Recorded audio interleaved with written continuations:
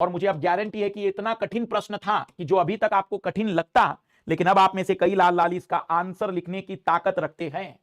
संविधान का संशोधन करने के संसद की शक्ति एक परिसीमित शक्ति है और इसे आत्यांतिक शक्ति मतलब असीमित शक्ति के रूप में विस्तृत नहीं किया जा सकता।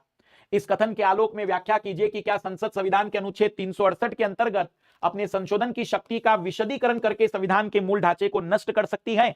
अपनी शक्ति का विशदीकरण मतलब विस्तार करके मूल ढांचे को बदल सकती है? तो अब नहीं कर सकती है, क्योंकि अब परिस्थितियां बदल चुकी है। अब संविधान निर्माण करने वाले स्वतंत्रता सेनानी संसद में नहीं बैठे हैं, बल्कि 42% अपराधी बैठे हैं। अब परिस्थितियां बदल चुकी है। अब सुप्रीम कोर्ट उस तरीके की शक्तिहीन स्थिति में नहीं है जैसे कि 1951 में था।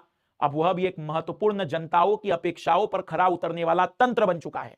अब परिस्थितियां बदल चुकी हैं। अब वो पहले वाली अज्ञानी जनता नहीं है। अब वर्तमान की जागरूक जनता है, जागरूक मीडिया है, वर्तमान के जागरूक कई प्रकार के लॉ जानने वाले लोग हैं। वो इतनी आसानी से संसद को कुछ भी करने का अधिकार नहीं दे सकते हैं।